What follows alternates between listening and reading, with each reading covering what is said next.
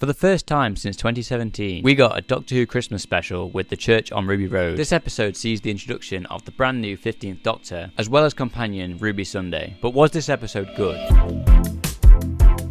Okay, so the first time I watched The Church on Ruby Road, I wasn't quite sure how I felt about it, possibly because I was watching it with family and couldn't give it my full attention. I didn't love it, nor did I hate it, but I was leaning more towards not liking it after the first viewing. But after rewatching it a couple days later, I liked it a lot more. Obviously, the main thing about this episode is Ncuti Gatwa as the 15th Doctor. I'm the Doctor. Who I really liked in the role straight away. He feels like the Doctor immediately and is really likeable, and I liked how much more emotionally open this Doctor is, especially in comparison to the 13th Doctor, who was quite emotionally closed off. However, I don't feel like Ncuti has had his Doctor moment yet. It comes close with the scene that was requested by Disney, where he's talking to that police officer. If you don't mind, I just got snowman, and I would like to go home. But I still don't feel like he's had his proper Doctor moment yet. But I'm sure he'll get that somewhere in season 1, probably in the first episode. Speaking of the Disney requested scene, I'm not sure how I felt about this scene, because although I really liked it and I thought Ncuti Gatwa as the Doctor was great in it, I do feel like it would have had much more of an impact if we didn't see the Doctor properly until he first properly introduces himself to Ruby on the ladder, as was originally intended. But like I said, I did really like him in that scene, so I'm a little bit conflicted there. As for the other brand new main character we got in this episode, Ruby Sunday, I really liked her as well. This is more of Ruby's episode than the Doctor's episode, which makes sense as it's meant to be similar to episodes like Rose, where we follow the story through the companion's point of view and are introduced to them before we're introduced to the Doctor. I also really like Ruby's family. I'm glad RTD is bringing back the domestic aspects of the show that he did so well in his first era, and having a companion's family that we can relate to and get to know over time. I think her relationship with Carla is great, and I love how close they are, especially when we see what Carla's life would be like without Ruby towards the end of the episode. Why would I want a daughter when I'm happy as I am? Then why are you crying? And also, of course, Ruby's grandmother, Cherry. I think she was the best character in the whole episode. She was absolutely hilarious, and I can't wait to see her in future episodes. I've said this before in another video, but I seem to be the only person who actually likes the new sonic screwdriver design. It's a nice, refreshing design, and anyone who's complaining about it not looking like a screwdriver, as if the past few Sonics really looked anything like a screwdriver either, are coping really hard. The intelligent gloves, not psychic gloves, as Ncuti said, were a cool addition to the episode. Their introduction in the story, both when they're on the ladder and when they escape the Goblin ship, is a really clever and organic way to set up the conclusion to this story. Hiya. Obviously, in this episode as well, we have the Goblins and the Goblin King, which I think were a very interesting and unique addition to the show, helped by the Toymaker paving the way for more supernatural villains like this. And for that reason, I liked how they worked differently to anything we've seen before. It allows for the Doctor to have some fun moments of excitement and joy as he figures out how their technology works. Obviously, we also have the Goblin song in this episode. I had heard the Goblin song before the episode aired, and honestly was dreading watching that moment with my family. He's the Goblin King, yes, the Goblin King. He's not a myth, he's an actual thing. And at the time of watching it on Christmas Day, I did feel quite embarrassed and didn't like it on first viewing. But I think this is mostly just because I was watching it with other people and feeling embarrassed. But after rewatching the episode, I think the Goblin song fits very well with the rest of the episode. And I even like when the Doctor and Ruby join in with the singing. However, I do think this moment would have worked a lot better if we didn't already know the song was going to be in the episode and didn't get to hear the song beforehand. The main problem I have with the Goblins and the Goblin King in this episode is they do take a bit of a backseat once the Doctor and Ruby escape the Goblin ship. We do now know from the commentary that there was meant to be a scene where the Doctor and Ruby fight off the Goblins and the Goblin King in Ruby's flat, but this was cut for budgetary reasons, so that could explain why it does feel a bit weird and feel like they're missing for quite a lot of the episode. And it just kind of makes them feel a little bit absent from the episode and almost like they're just working in the background. With that being said though, I really liked the moments in the flat between the Doctor, Ruby and Carla, so I can't really complain because it just means we got more of that, but it does affect the pacing a little bit with how long we don't see the Goblins for, and just know that they're up there somewhere until we get to see them again at the end. Speaking of the end, the final act at the church, like I said earlier on, I liked how well and seamlessly the intelligent gloves were set up earlier on in the episode. It makes the payoff of this moment a lot more effective and climactic, and it doesn't feel like it comes out of nowhere. And like I said, it just feels like a payoff. However, I do feel like it feels somewhat out of character for the Doctor to just Simon Skinner that Goblin. without at least trying to negotiate with them or something first. But with that being said, they do eat babies and tried to abduct Ruby and eat her as a baby, so maybe it's somewhat justified. It also feels a bit weird that the goblin ship just disappears, and I wasn't sure how I felt about that on my first viewing. But then again, the goblins are a new supernatural monster that we haven't previously had in the show and are only here thanks to the Toymaker. It does also feel weird that the Doctor doesn't follow the woman who abandoned Ruby at the church, but to be honest, this moment is something we'll likely return to at some point in season 1, as it's probably a big part of the overarching storyline. Also, I haven't yet talked about Davina McCall in this episode. I think she was a fun guest star to have in a Christmas special, but honestly, her acting's not the best, which is fair enough because she is a presenter by trade. I think her death in this episode was a good way to show how much of a threat the goblins can be, and that they're not just slightly mischievous and eating babies. In a normal episode, I probably wouldn't really like the moment where the Doctor goes back to save her from the Christmas tree at the end, but because this is a Christmas special, I think it works just fine. However, I'm a bit unsure of how the Doctor knew about what happened to Davina in the first place. I guess we just have to assume that Ruby told him when they were tied up or something like that, or when they were going up the ladder. Maybe there's a deleted scene for that somewhere or something. And obviously, finally, this episode ends with Mrs. Flood breaking the fourth wall directly to the camera about asking if you've never seen a TARDIS before. Never seen a TARDIS before. Which I did feel like was a little bit weird and out of place, but I guess we'll just have to see what her character turns out to be in the future. Maybe this is just something she does and we don't quite know who she is yet, but even with that being said, it did feel a little bit weird and out of place. The first 2 episodes of Doctor Who Season 1 have finally aired, but were they any good?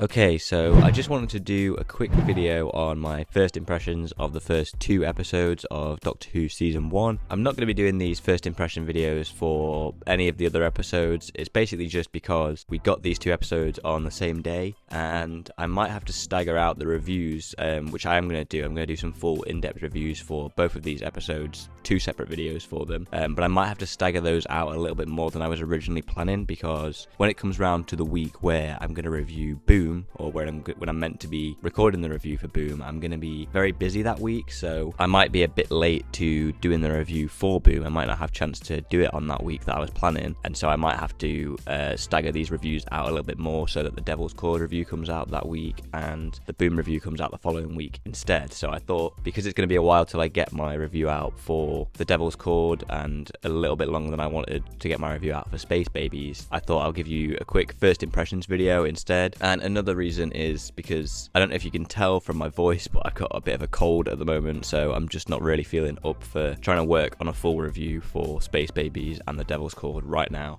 But it's mostly because I need to stagger these reviews out because I'm going to be busy for the Boom review. But yeah, once it comes around to after that point, I think I should be able to get them out pretty much as quickly as possible. So it's just for these first couple of reviews because of us getting 2 episodes in 1 week and how busy I'm going to be for episode 3. So I will probably talk about more of the plans of when I'm going to be releasing them later on in this video, but with that being said, let's talk about Space Babies.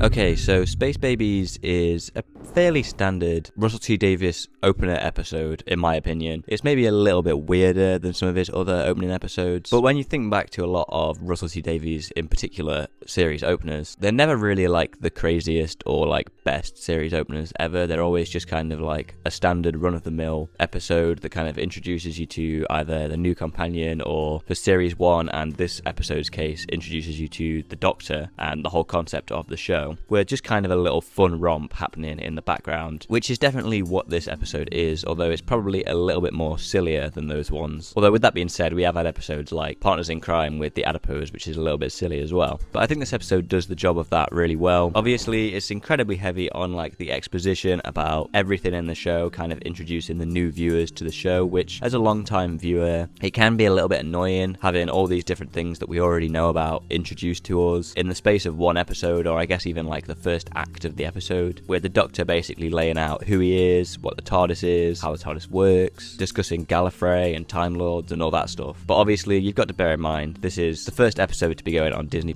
it's the start of a brand new era, it's season 1 again, so it does kind of make sense why they're doing that, and it's just a little bit annoying for long-time viewers, but for brand new viewers, it works really well, and I think the exposition's done fairly well in this episode. They are throwing a lot at us, but like I said, it kind of makes sense because you've got to introduce these new Disney Plus viewers to the show. And as for the Doctor and Ruby, I think they're absolutely great in this. I've loved both of them even from the last episode we got, The Church on Ruby Road, but they just really shine in this episode. They're even better in this episode, and you can tell they're just having a lot of fun, and I really love the dynamic. And I've said previously in like the Church on Ruby Road review and stuff like that the 15th Doctor hasn't really had his Doctor moment yet. I feel like he pretty much has had that in this episode. He's even had a couple of moments like that in this episode, particularly when they're doing the whole kind of end of the world rehash kind of bit where they've opened the big window and are looking onto the planet, and the Doctor's kind of explaining why he does this stuff and what his life is like. That's a very Doctor-y moment, and also when he's talking to the babies, I think that's a very Doctor-y moment as well. So I will say he definitely has had his Doctor moment now, and you know, I've always felt like he is the Doctor. It's just that he hadn't had his Doctor moment before this, in my opinion. And yeah, I just love the playful energy between 15 and Ruby. I just think it's a great dynamic between the two. As for the plot of this episode, like I said, it's just a little bit of a silly one, a little fun romp. I thought the episode as a whole was just okay. I'll get more in depth with the actual plot when I do my full-on review, but overall I think this episode was just fine. There was some funny moments in there, and there was also some kind of scary moments in there, but I think it balanced the tone really well. I just think it was a generally fun episode, and you can tell it's meant to be an introduction to a new era for a lot of new fans that haven't seen the show before. But I do think it was definitely a very interesting choice as a first episode to introduce the new viewers, with just how kind of weird the whole concept of the space babies were. It could maybe be a little bit off-putting for some, but like I said, overall I think this episode was an okay episode and a very fun start to the season, but it's definitely not my favourite of the two episodes. So with that being said, let's talk about The Devil's Chord.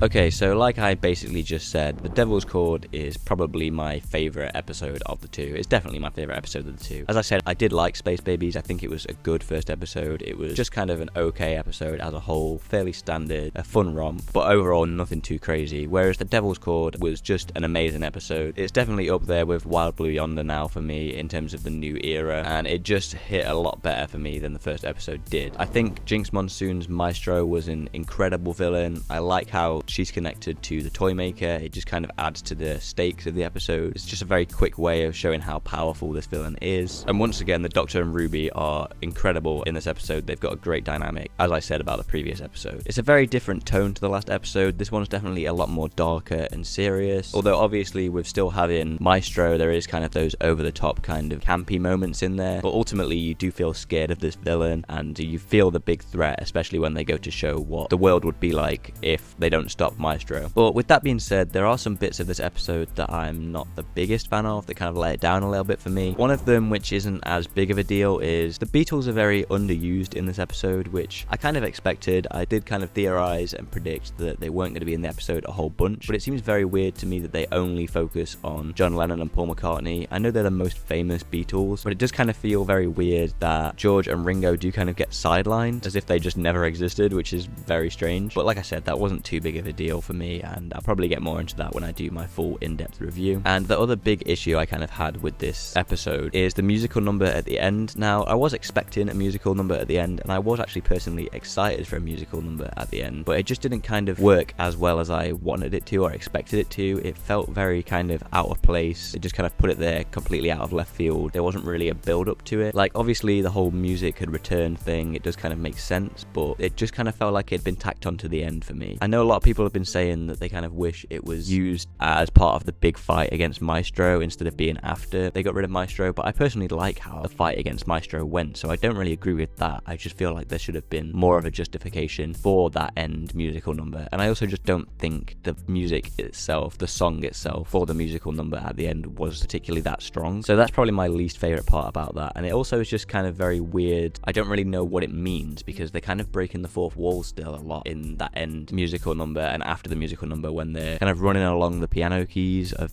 Abbey Road and stuff like that, and it's kind of like I'm kind of confused as to why that's happening. Now that Maestro is defeated and gone, it's kind of like, how are these magical things that the Doctor and Ruby are doing and making appear out of thin air happening? It's kind of very weird. But it's not that I'm against the whole fourth wall breaking stuff all in this episode. I liked a lot of the fourth wall breaking stuff, such as the non-diegetic joke and stuff like that. So although it sounds like I'm now having a lot of negative things to say about this episode, it was definitely my favourite favourite of the 2 episodes we got. But one weird thing that I kind of want to talk about in regards to both of these episodes that I noticed, that might even follow on into the next episode, is I kind of noticed both of these episodes have a very small main cast and not much of a big kind of ensemble or guest cast, as I was kind of expecting, or you kind of get from other Doctor Who episodes that we've had in the past. Obviously, in episode 1, you've kind of just got the Doctor, Ruby, and Jocelyn. Obviously, you've got the space babies as well, but that's kind of just a whole group of babies. They're not really split up that much into individual characters, besides maybe like Eric and maybe Captain Poppy. But then they kind of get sidelined a little bit after the first half of the episode, which I think was a good choice because they are a little bit distracting. So it is mostly just the Doctor, Ruby, and Jocelyn. And then in terms of this episode, although we've got obviously the Beatles and Cilla Black and some of these other side characters at the start of the episode, as soon as the Maestro stuff kind of starts, it is mostly just the Doctor, Ruby, and Maestro, and we just kind of forget about everyone else until obviously the Beatles come back again at the end. But once again, it's just John and Paul, and so it just kind of makes this cast of each of the episodes feel very small, in my opinion, and I don't think that's going to change much for the next episode, Boom, with how limited the set is going to be and the concept of the episode. I feel like it's going to mostly just be focused on the Doctor and Ruby there as well, although we do know there's going to be more characters in the episode from the Next Time trailer. But I don't know, that's just kind of an observation I had about these first 2, maybe 3 episodes. It's not necessarily a negative or anything like that. I just thought it's very weird that we haven't had much guest cast or guest characters kind of in these episodes so far, besides some quick cameos from like the Beatles in episode 2 and obviously the space babies in episode 1. But let me know what you think about that. Like I said, it's not really a negative, it's just kind of something I noticed in the episodes. The first episode of Doctor Who Season 1 has finally aired, but was it any good? Okay, so I've already done my first impressions of this episode and The Devil's Chord. If you want to watch that video, I'll make sure to have it linked in the corner. But this video is going to be a much more in-depth review of the Season 1 opener, Space Babies. This episode sees Ruby learning the Doctor's amazing secrets as he takes her to a baby farm run by babies in the far future, with the terrifying bogeyman lurking below decks. But was it any good? Okay, so this episode opens immediately after the Church on Ruby Road, with some of the same shots and some new refilmed moments of what we'd already seen at the very end of that episode, kicking off right where we left off with Ruby's first adventure, which the Doctor sets to a random landing, taking them to the dinosaurs, where we get a fun butterfly effect moment, which we basically saw in the trailers. Now, this is a pretty fun scene overall, but it doesn't add too much to the episode, and it does feel a little bit disconnected, but I do think this is possibly a Disney edition, and it's not really a bad scene. It is kind of useful to kind of show the time traveling capabilities of the TARDIS and introduce it to new audiences on Disney Plus and any other new audiences that are watching. So like I said, this isn't like a bad scene or anything. It's a fairly fun scene, but for me personally, it doesn't add too much to the episode, and I do feel like it could have been a Disney Plus edition. And I think Ruby and the Doctor's chemistry in this episode is absolutely amazing, as can be said for the next episode as well. One of the standout moments of this in this episode is the Doctor's reaction to Ruby giving the 5 digits for the year when he's probably expecting just a 4-digit year. Now, there's also a lot of exposition in this episode, which is expected. This is the start of a new era, and it's introducing the show to a new audience, particularly those on Disney Plus. So I get why it's in here, but there is quite a lot of it in this episode. Now, it does mostly feel natural. A lot of it is motivated by Ruby asking the Doctor questions. However, some of the exposition in this episode that the Doctor gives does sometimes feel a little bit unmotivated and unprompted, with the Doctor just randomly telling Ruby things that she hasn't asked about. But like I said, it does kind of make sense because they need to introduce these things to a new audience, but some of it could have been done a little bit more naturally, and some of it was. We also get a hint at Ruby's story arc in this episode, with a chilling scene of the Doctor and Ruby's memory of the Church on Ruby Road bleeding through into reality, with the snow coming through into the spaceship, which like I said was just a really chilling scene and a really good way at hinting at the story arc that we're going to get in the future. But I'll talk more about Ruby's story arc in my review for The Devil's Chord.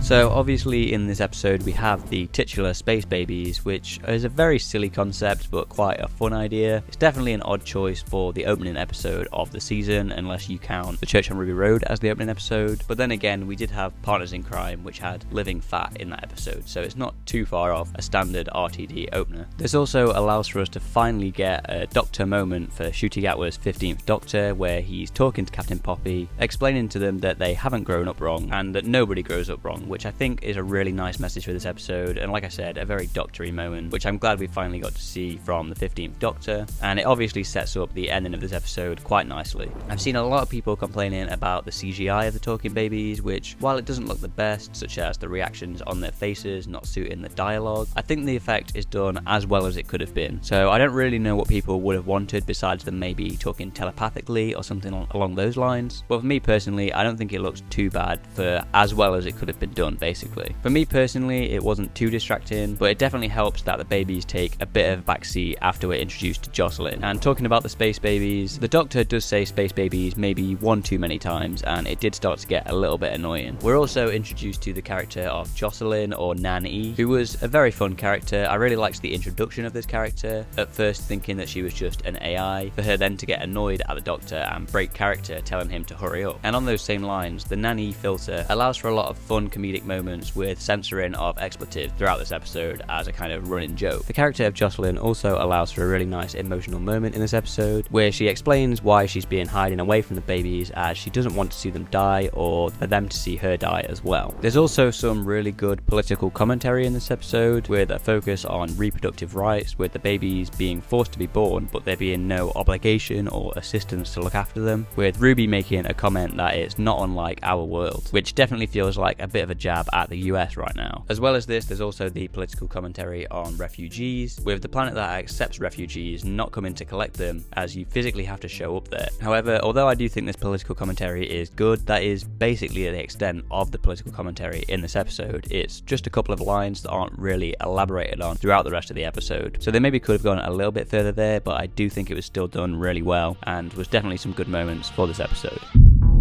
We obviously also have the Bogeyman in this episode, which I think was a very fun, fairly standard Doctor Who monster that works really well for an opening episode. I think the hints at where it came from are very clever in this episode, not giving it away too quickly, although I had seen people speculating that the monster would have been made out of bogies before the episode had aired, so I kind of figured it out a little bit early on. But I particularly like the Doctor being confused as to why he ran away, for it to be revealed that it's because it was created with the intention of it being scary for the babies. I really liked the comedy in the reveal of the Bogeyman being made out of bogies. Once again, the Doctor and Ruby's chemistry is just great in this episode, and that's a great showcase of that. And obviously, this episode ends with the Doctor saving the Bogeyman, which is very characteristic of the Doctor, and it does make sense with it being the only one of its kind as set up earlier on in the episode. However, it does still feel a bit weird as it's made to be the antagonist of the episode. Obviously, it's technically fine, as I assume the Bogeyman was never actually going to kill the babies, as it was only designed to scare them, not kill them. But I do feel like there could have been more of an attempt to get the audience to empathise with it after the reveal, as it still feels a bit weird that the Doctor wants to save it, even if it does make sense character-wise. Maybe there could have been a line hinting at the fact that it was weird that the Bogeyman didn't kill Eric when it easily could have done, or something along those lines, just to prove that it was only designed to scare them and not kill them. Because I can imagine a lot of the audience were left thinking that now they've left the Bogeyman alive, it's just going to kill the babies, which I'm pretty sure isn't the intention.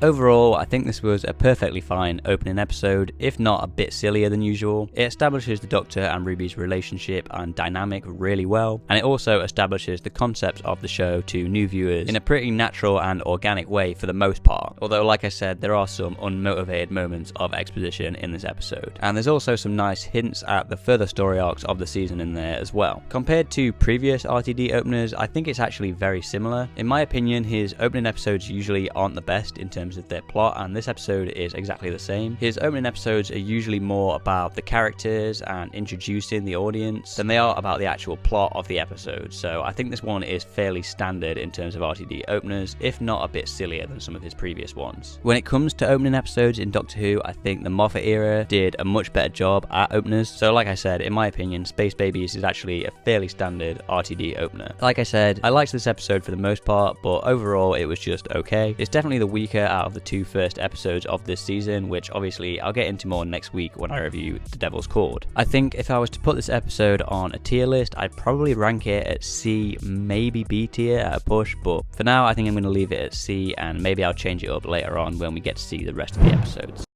The second episode of Doctor Who Season 1 has aired alongside the first, but was it any good? Okay, so as mentioned, this episode, The Devil's Chord, aired on the same day as episode 1, Space Babies, which I reviewed last week. If you want to see the review for that episode, I'll make sure to have it linked in the corner and at the end of this video. But this video is going to be a review for episode 2, The Devil's Chord. This episode sees the Doctor and Ruby travel to 1963 to see the Beatles, but they come face to face with Maestro, who is changing history by removing music from people's hearts, leaving the future of humanity at stake. But was this episode any good?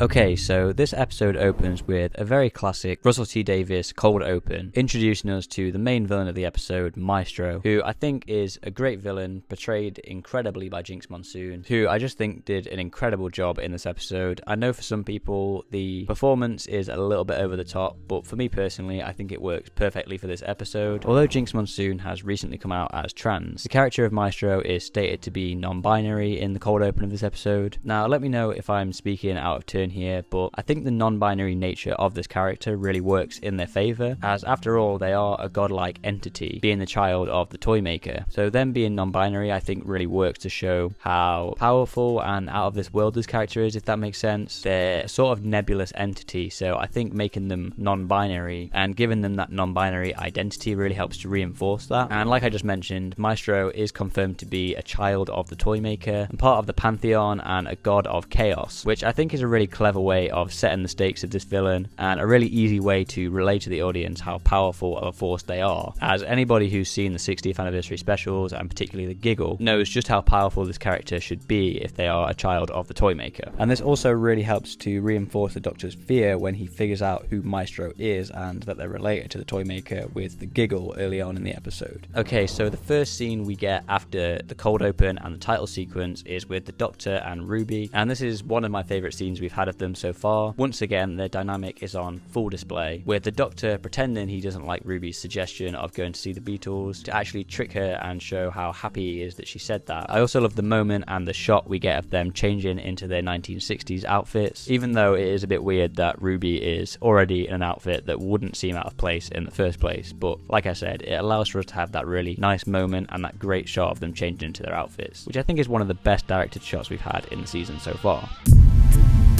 Now, the weird thing about this episode is there is a 6-month time jump for some reason, which I think was a very odd mention in the script, and for me personally it's not really a good decision for the second episode of the season. I've seen some people mention that this might have been done to have a gap for Big Finish and other expanded media, which is fine, but if so, I feel like it should have been done later on in the season than it was here, because we're just getting used to the characters and we really want to see their relationship develop in these early episodes. So I think having a 6-month time jump in between episode 1 and 2 was a pretty big mistake in my opinion. I've seen some people speculate that this episode was originally intended to be later in the season, which I think is definitely likely. However, Ruby suggesting to go and see the Beatles early on in this episode sounds like it would have been her first request after their first adventure in Space Babies, and my personal theory for how this episode was going to start is that it was going to take place immediately after the first episode, with this adventure being Ruby's first suggestion after their first adventure, which would also have justified the 2-episode premiere, as these episodes could have taken place immediately after each other, which would have made a lot more sense in my opinion. And I'm personally surprised they didn't just ADR the scene where June or July of 2024 is mentioned instead of Christmas, because I'm pretty sure the Doctor is both far away enough and maybe even facing away from the camera that I think an overdubbed line in the scene would have worked pretty seamlessly. We also get mentions of the Doctor's granddaughter Susan in this episode, which I believe is the first time she's been properly mentioned by name in all of the new era, although I guess this is technically another new era anyway. Now, most of the exposition so far has been something that is important for the new audience to know and catch them up to speed, which this isn't. So it does feel like this is something that wouldn't be mentioned unless it's going to be brought up again later on in the season. And we do know that Susan Twist is playing a character called Susan Triad in the finale, so it's possible that there's a connection there, and maybe we're going to see Susan later on in the season, or Susan's going to be Susan Triad or related to Susan Triad or something along those lines. But let me know what you think about that in the comments below. below. We also have some more hints at Ruby's story arc in this episode, with more memories bleeding through into reality like in the previous episode, and Maestro mentions a character called the Oldest One who was apparently present during Ruby's birth. I know some people have been speculating recently that this could be the Trickster. I'm not sure how likely that is, but let me know what you think about that in the comments down below. And Maestro once again reminds us that the one who waits is coming, which some people have speculated could be Sutek, which I'd love if that was true, but I don't know how likely that is. Again, let me know what you think about that in the comments down below. But this could be more evidence that this episode was meant to air later in the season, possibly right before the finale, as I'm pretty sure Maestro says the one who waits is closer than we think, so you'd think that'd be a bit later on in the season.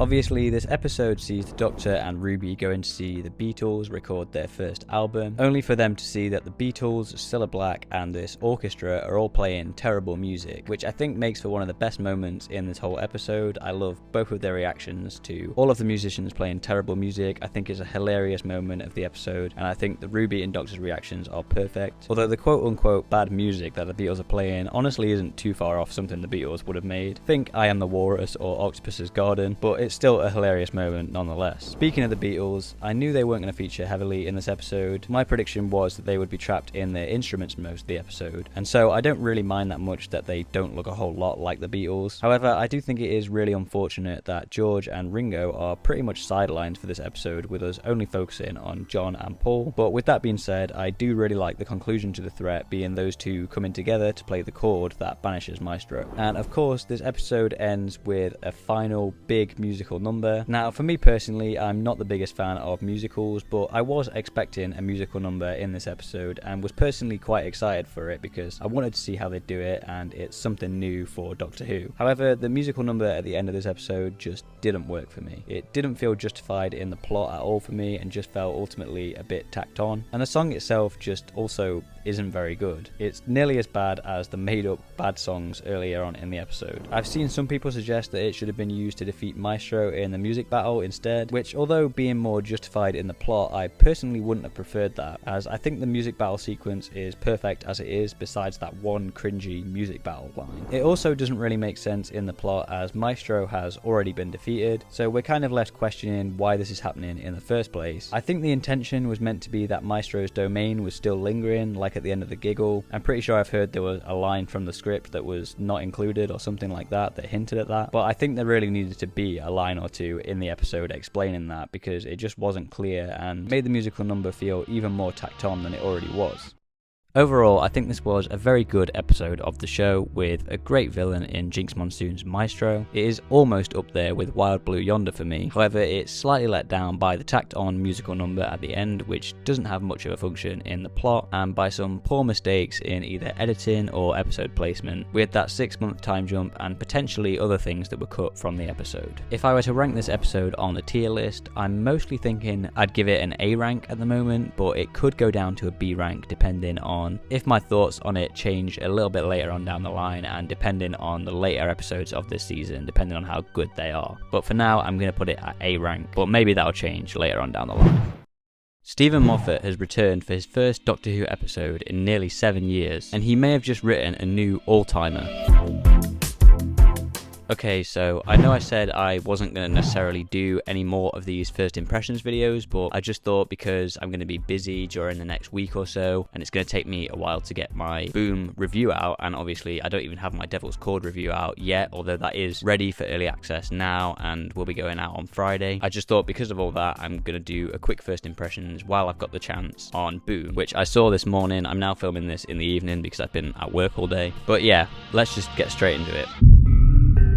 So, like I basically hinted at the intro of this video, I think Stephen Moffat has returned for another all-time episode, which I'm surprised he can do after obviously being the showrunner and writing like the most Doctor Who episodes out of any writer. It's genuinely impressive that he can come back and write another all-time classic, which is what I believe Boom is. This episode just is a masterclass in writing tension and building suspense. With such a simple plot of the Doctor stepping on a landmine, it's just incredibly done. Obviously, it allows for some great acting from both Ncuti Gatwa and Millie Gibson. This is probably the best they've both been in the whole series so far, particularly with Ncuti. Obviously Millie was great in this as well, but she is like dead for the last half or final act of this story, so particularly with Ncuti, because he's just incredible in this episode. If I wasn't already sold on him as the Doctor, this episode certainly does sell you on him being the Doctor. He's incredible. Obviously, there's also quite a few themes in this episode. The one I particularly latched onto the most is capitalism and its effect on war. Obviously, the reveal that they're not fighting anybody, it was a little bit easy to figure out, but I feel like that's kind of intentional. You're meant to be able to kind of start piecing it together quite early on, because even the Doctor is kind of mocking the other characters for not figuring it out yet. But I think that commentary on capitalism and warfare was just incredible in this episode. There's obviously also commentary on AI and also commentary on faith, which I think was done really well in this episode. For me personally, I'm not really a person of faith. I don't subscribe to any religion, but even with that being said, I was kind of worried that the Doctor would just kind of be slating religion as a whole in this episode, and that would obviously annoy quite a few people. But I'm glad he does kind of see some reason behind it in the end, and I think that was a really nice thing to finish and cap this episode off at. In terms of the actual plot and the episode itself, I don't really know if I have much else to say right now. I'm going to obviously be trying to write down some thoughts for my review, so forgive me if I've not mentioned anything in specific right now. I do like a lot of the references in this, particularly some deep cuts like the whole villain guard thing, which I honestly forgot was a thing until people were pointing it out in the images that had been released before this episode aired, so I think that was really cool. And we obviously get a nice reference to fish fingers and custard at the end of the episode. But yeah, like I said, I'll probably be saving a lot more specific details about this episode for my full in-depth review, which should be coming within the next couple of weeks. Probably not this coming Friday, because that's when my Devil's Chord review is going to be coming out, and like I said, I'm going to be quite busy this week, but probably the Friday after that.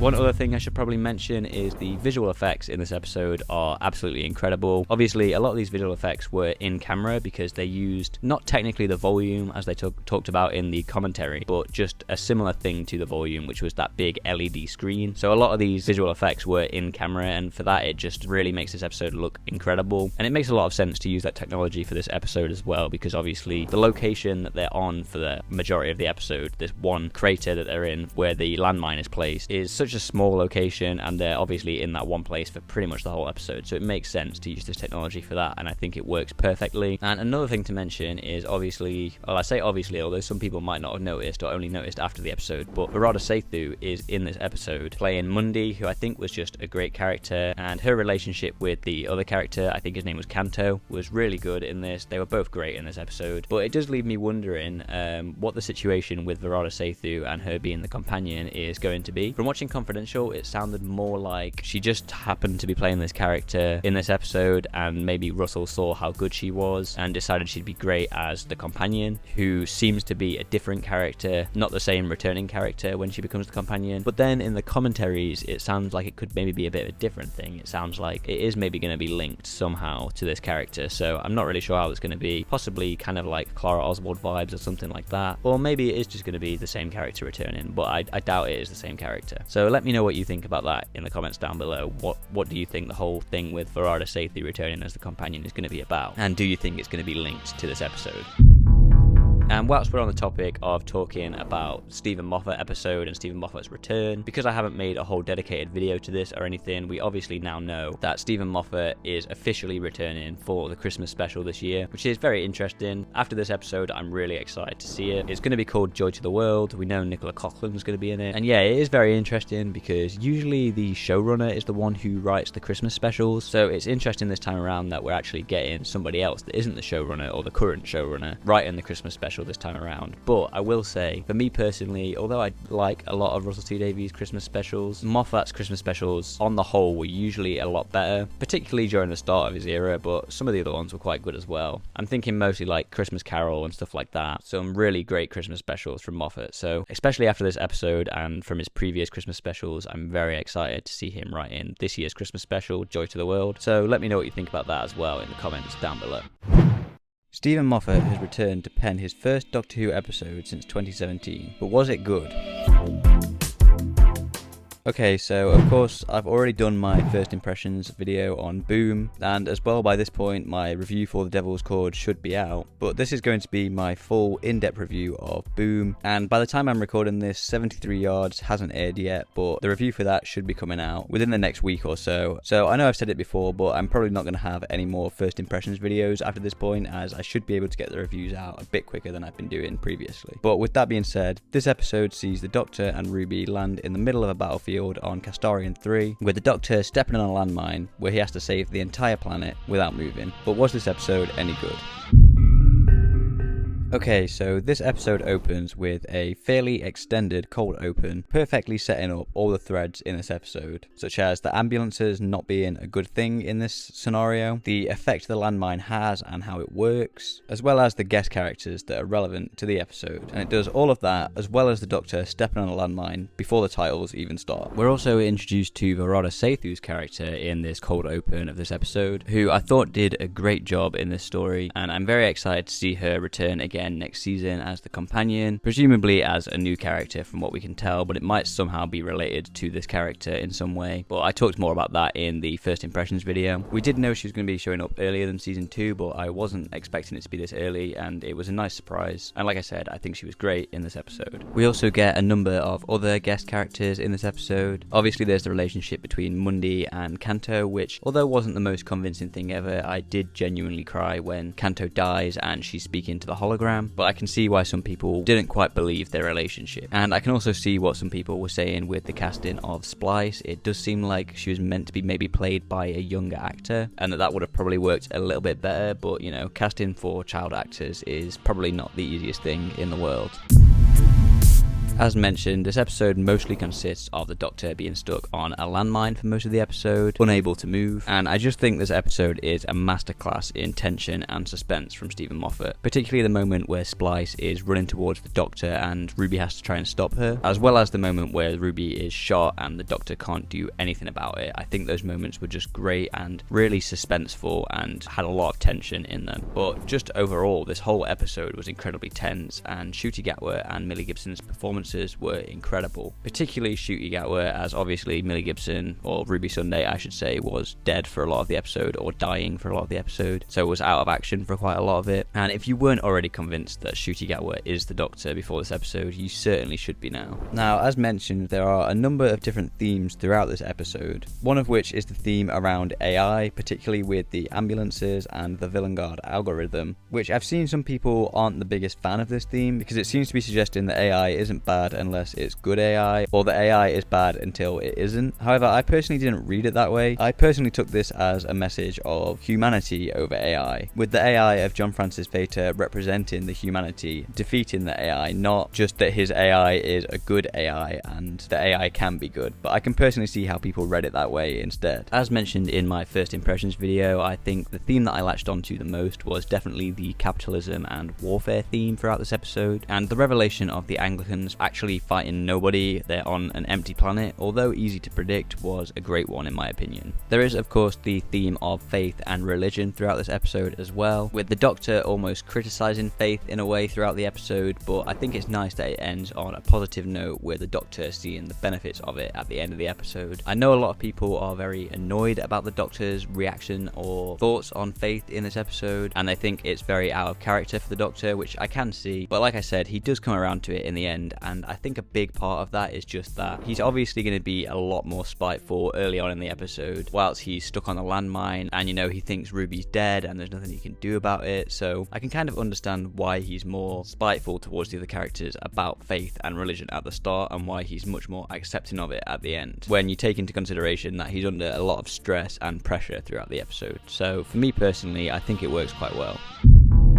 Now, there's also a number of references in this episode, not only to previous Moffat episodes such as Villain Guard, the Anglican Marines, Fish Fingers and Custard, and the Doctor saying basically in a similar way to how he says basically run as the 11th Doctor, but also references to other eras such as the Doctor singing the Skyboat song, which is a song that the second Doctor has played on his recorder, as well as the reference to the mud aliens from the Witchfinders. I appreciate a lot of these references because they're kind of, some of them are almost like deep cuts, such as Villain Guard that was only barely mentioned in Empty Child Doctor Dances. Some of them are a little bit more obvious, like Fish Fingers and Custard, but I appreciate that Moffat returned and didn't just write like another Weeping Angel story or reintroduce the silence or something like that. So I think these references are quite nice, and it's obviously nice that some of the references aren't just to previous Moffat era episodes or episodes that Moffat has written before. There's obviously a few more story arc hints throughout this episode as well, with Ruby not knowing who her next of kin is, and the snow showing up again in the episode, which I think is very interesting to to see. And also, obviously, Susan Twist is in this episode as well. I think my only issue with all of these story arc hints throughout the past few episodes is that we've had the same hints with the Snow and Susan Twist in every episode so far. I think that's just kind of a downside of having a shorter episode count for this season, but it would have maybe been nice if we had these hints maybe every other episode instead of every episode as well. But there's obviously more hints at the Doctor's family as well in this episode, with him saying things like dad to dad and stuff like that, which could be more hints towards Susan returning towards the end of this season or at some point in this era. But let me know what you think about that in the comments down below. Overall, I think this episode was a masterclass in tension and suspense, and in my opinion, it's a new all-timer from Stephen Moffat. This episode explores some great themes around AI, capitalism and warfare, and faith, with some nice references to not only previous Moffat episodes, but also other episodes from both the classic era and modern eras of the show. I'd personally say this is probably my favourite episode of the 15th Doctor era so far, and in terms of the RTD2 era, it's definitely up there with Wild Blue Yonder, probably the best episode since that. So for that reason, I'm mostly thinking of putting this episode in S tier, with the potential for it to be moved down to A tier if anything in this season somehow tops this episode. With that being said, I am incredibly excited for 73 Yards, which by the time this video is out will have already aired, but that is definitely the episode I've been most intrigued for this whole season, so we'll see how well that goes. Russell T Davies has previously stated that 73 Yards is the best thing he's ever written, but is that true? 73 Yards sees the Doctor and Ruby landing on the Welsh coastline in modern day, where the Doctor immediately steps on a fairy circle. Seriously, the Doctor and Ruby need to start watching where they're stepping in this season. This leads to the Doctor vanishing, with Ruby being left on her own for the whole episode, constantly being followed by a mysterious woman who is always 73 yards away from her. As some of you may know, 73 Yards was the episode of this season of Doctor Who that I was the most intrigued in and most excited for. For that reason, I think when I first watched this episode, it didn't quite live up to the expectations I had built up in my head for it. However, after seeing other people's takes on this episode on Twitter, particularly the negative reactions to this episode, I realised I liked it a lot more than I had first thought. And the more I thought about this episode, the more I liked it. And I knew that on rewatch, I was going to enjoy this episode a lot more. With that being said, there are still a few criticisms I have for this episode, so let's get into the review. So obviously, like I said, the Doctor disappears at the start of this episode, which leaves Ruby Sunday on her own for the rest of the episode as the main character of this episode. This gives Millie Gibson the perfect opportunity to shine as Ruby Sunday in this episode, where she gives a great performance, which is really impressive considering this is the first episode she filmed of this season. If Boom is the episode that should sell you on Ncuti Gatwa as the Doctor, then 73 Yards is the episode that should sell you on Millie Gibson as Ruby Sunday. So Ruby also bumps into Susan Twist again in this episode as the hiker, but this time she actually recognizes her from the previous episode, forwarding this Susan Twist story arc a little bit further than it has been for the past few episodes, where the Doctor and Ruby haven't even really noticed her before. We then get a very good and tense scene in the pub. I know some people don't really like its portrayal of Welsh people, but bear in mind this is written by Russell T Davies, who is himself Welsh. I love the reveal of them just messing with Ruby. It makes you unsure of how much, if any, of what they said is actually true or real. I personally think none of it is real and it's just a red herring, but it's a really nice way of sowing some seeds of what could be happening in this episode and what the explanations could be, leaving the audience to kind of figure out which of the things they've said is actually true and actually happening. We also get the scenes with Ruby's mum, Carla, as well as Kate Stewart and Unit, where they're both turned away from Ruby after speaking to the woman, which really just shows how alone Ruby is with all this and how no one is able to help her. And the scene with Kate Stewart has a really great line in it, which I think is very important to this episode, but I'll touch on that more later on. So after all this happens, we then get a time jump to Ruby when she's about 40, I think. It is a little bit weird that the way that they've decided to age her up is basically just by putting glasses on her. I'm pretty sure from Unleashed you can see that she does technically have some prosthetics on. There's like some slight wrinkles in her forehead and stuff like that. And I think she was also coached on how to walk as if she was a 40-year-old, but that's honestly not that noticeable, so it does kind of just look like they've put some glasses on her, which is kind of funny. But for me personally, it doesn't really bother me that much.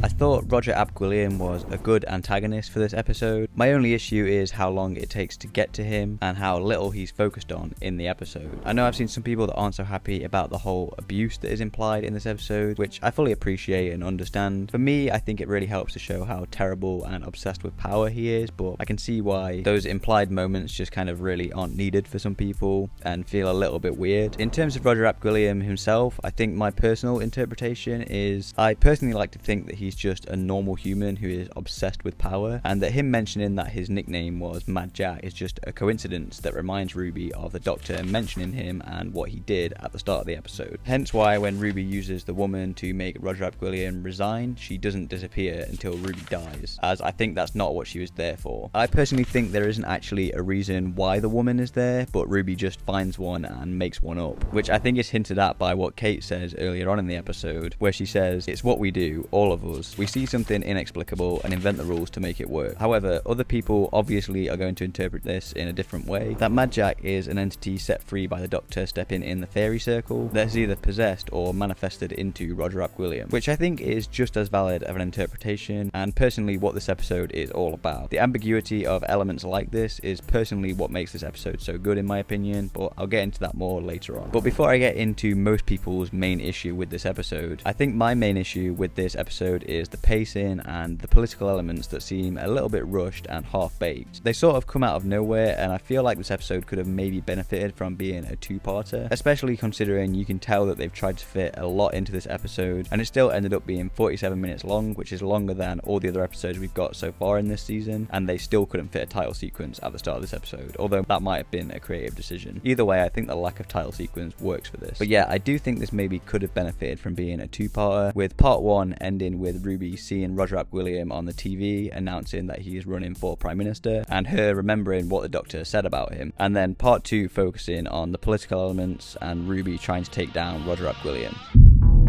Okay, so obviously a lot of people weren't happy with the ending of this episode, as it leaves a lot of things unexplained. However, whilst I understand that criticism, it personally doesn't bother me. I personally like that this episode doesn't have an explanation for anything at the end. I think people are just so used to Doctor Who having a technobabble explanation behind it, but I think this episode really benefits from not having one, as it allows for some really unique and interesting interpretations, with people interpreting a lot of the elements of this episode in different and creative ways, such as my interpretation with Roger Ap Gwilliam. The comparison I made on Twitter is you wouldn't watch Donnie Darko, for example, and complain that nothing in that film makes sense. The whole point of that film and this episode is that it's all up to the viewer's interpretation. The difference here is that Doctor Who is a sci-fi show that usually has a logical explanation to everything, although I guess technically Donnie Darko is sci-fi horror, which this episode sort of is as well. However, with that being said, I do understand some of the criticisms. For example, if Ruby is the woman, why would she say something so horrible to her own mum? I think that doesn't make too much sense when you think about it, but personally I don't think the solution to that would be knowing what the woman is saying. Not knowing what the woman was saying is personally one of my favourite things about this episode, as it leaves a lot to the audience's imagination, and whatever it would have been revealed to be is not going to be as good as what you could think of in your head, or what you don't know. So I really don't know what they could have done there. Maybe not making Ruby be the woman or something like that, but I personally don't think finding out what the woman was saying is the solution to that. The woman also isn't played by the same person who plays the older version of Ruby, so I guess maybe Ruby only inhabits the woman's body for a short period of time at the end or something like that. I think the main difference in whether or not people came out of this episode enjoying it or not mostly came down to how people approached the episode. I feel like people who didn't really like this episode or are annoyed about the ending of this episode approached this as a mystery that was going to be solved, which isn't really their own fault. But myself, and I assume the other people who also really liked this episode, were just along for the ride and saw it as more of an episode that was taking us on a journey. A lot of people are also annoyed, saying that all of this was pointless because Ruby doesn't remember it and lost all of her character growth, but I personally disagree with that, because she says at the end of the episode that she's been to Wales 3 times instead of 2 times like she said at the start. So although she doesn't actually seem to remember any of it, it's definitely stayed with her somehow, which to me suggests that the character growth that she gets in this episode has also stayed with her, even if she can't fully remember what happened. I've also seen a lot of people saying that they hope we get more answers later on in the season about this episode, but I personally don't hope we get any answers later on in the season, and I don't think we will. Like I said, for me, the ambiguity is what makes this episode, and so explaining things later on down the line would personally ruin it for me. And I also think it just seems like this story is finished, as much as people would like some explanations for it. I just personally don't see it being revisited, and personally don't want it to be, but that's just my opinion.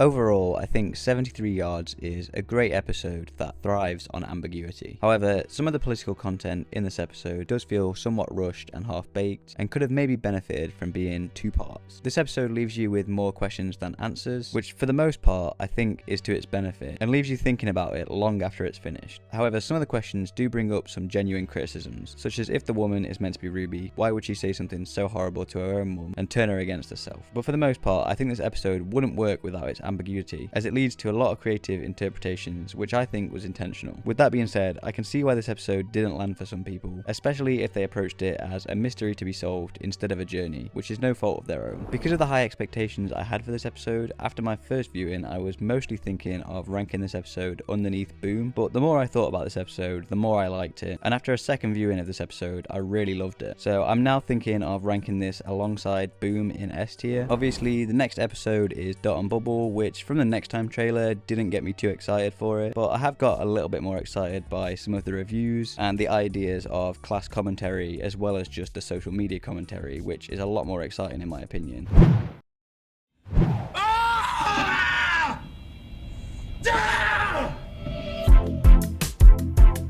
Okay, so I know I've obviously said I'm not going to be doing many of these first impressions videos again, and I think that's pretty much still the stance that I'm going to have. I'm not necessarily going to do a first impressions video for every episode, mostly because I don't always have the chance to record them, but for this one in particular I felt like it was the kind of right episode to get some first impressions out, because there's definitely some initial thoughts I have on this episode that I really want to get out before I make my full in-depth review. For this episode, Dot and Bubble, you might remember from 73 Yards, the review I did on 73 Yards, that I said I wasn't really looking forward to this episode that much. I had quite low expectations going into this episode from particularly the Next Time trailer, because it looked like it was just kind of going to be an episode that was just about social media, kind of Black Mirror episode where it's just kind of like the episode Nosedive basically from Black Mirror, if any of you are familiar with that. That's kind of the impression I was getting, and I wasn't really excited to see Russell's take on social media and why social media is bad, because Russell's like 60 years old and I just was worried it was going to be really cringy and boomer humor and stuff like that. So I went in with those quite low expectations, but luckily that is not what we got at all with this episode, and I was completely surprised by this episode. Now there definitely are still elements of the social media commentary in this episode, but that's really only a small part of this episode, and I think a lot of people have really misinterpreted a lot of the stuff in this episode as just social media commentary. Particularly I think the people that didn't really like this episode, or that it didn't really stick with them that much, because like I said, the social media aspect of this story is a very small part of this story, and I think the main social commentary of this episode is actually around social divisions, particularly class and race, and not really about social media. Obviously there is the whole social media thing in there with the Dot and the Bubble that people are using, but I don't think the actual commentary itself is particularly focused too much on social media, besides stuff like obviously people being in their own bubble, their own echo chambers, and people kind of distracting themselves with social media from the real world and real world problems, which is definitely a factor in this. But like I said, I think the main thing with this episode is actually the commentary on social divisions. Obviously for most of the episode it's particularly around class, with obviously the people on Fine Time just being the rich kids, but obviously as well with the final scene at the end there's obviously social commentary on racism there, which I know somehow a lot of people didn't actually get that, and they thought that it was just the Doctor and Ruby being treated as outsiders, even though for me personally I think it was pretty obvious, especially with a lot of it being focused on the Doctor and not Ruby, and a lot of the lines they say are very clearly racist. So for me personally I don't really see how people didn't get that. I know there's also still some people saying that it isn't meant to be that, but it is, because Russell T Davies has stated that in Unleashed that that's what that scene was about. Now I don't know if the reason that I understood it straight away is just because I happened to accidentally read the leak that kind of said this was going to happen at the end of the episode, but I don't think that is the case. I think personally I would have got this straight away, because I also rewatched it later on with my girlfriend and she completely understood it straight away. I didn't need to explain it to her. It's very clear to both of us that that's what this scene was about. Now I feel like it is worth mentioning that both me and her are just about to graduate from university with a sociology degree, but I personally don't think that's why we understood it that way. I think it's just because it's been made very clear in the episode, both in the text and also like the subtext throughout the episode. So for me personally, I do find it a little bit difficult to understand how people didn't quite get it. The thing I do kind of understand is some people, initially thinking that it was a little bit out of nowhere at the end, which I personally think it isn't, but I can see why people didn't pick up on some of the subtle hints throughout the episode. For me personally, I was picking up on those, but once again, that could have been because I kind of saw the leak beforehand, so I kind of suspected it could be building up to that, so I was picking up on a lot of those indications early on. But I can see why some people might not have picked up on that. But that's why I think this episode is really beneficial for having a rewatch, because you can pick up on those things later on and see where it was going and think, oh, this should have been quite obvious to me. So I personally think that was done really well, and I don't think it was out of nowhere at the end. I think it was very nicely and subtly set up throughout the episode. But yeah, anyway, that all leads up to this final scene, which I'm going to talk about all these things in a lot more detail in my full review, which will be coming in the next week or so. But I do think that final scene is really what makes this episode stand out for me. It genuinely might be the best moment from this season so far. I mean, this episode is not the best episode in this season, in my opinion. I still really enjoyed it, but that scene is definitely the standout scene for me in the season as a whole so far, and the standout Doctor moment, which is just crazy to think, because obviously, for those who don't know, I guess at least, this was actually the first scene that Ncuti Gatwa filmed as the Doctor for the season. I think he did the stuff for the giggle before this point, but this was the first thing he filmed for season 1. So it's incredible that he managed to pull that off in his first scene. But yeah, like I said, this scene is what really makes this episode, and it is a standout moment for both this Doctor and for this season of the show. With that being said, I don't think this episode is perfect. I did like it a lot more than I was expecting, like I mentioned, but I do definitely still have some issues with this episode. They are kind of only minor issues, but they do let it down a little bit. The first thing is, I feel like the pacing in the middle of this episode particularly, it does kind of meander a little bit. There's a lot of them just kind of sitting around and talking to each other through the screens, which completely makes sense, but it does kind of leave the pacing to kind of meander in the middle, because I think this episode has a really great setup and a really great conclusion, but I feel like Russell then kind of had to fill in the gaps a little bit in the middle and didn't do the best job of doing that. But I still think it works. It just could have maybe been done a little bit better during the kind of middle act of this episode. But as well as that, the other probably main issue I have with this episode is the whole thing with the slugs and the dot system, and basically the reveal of that the slugs are killing people in alphabetical order, because I really just don't see why they were doing that. We obviously get the moment later on in the episode where the dot just kills Ricky September by going straight through his head, and it's kind of like, well, number one, if they could do that this whole time, why haven't they just been doing that with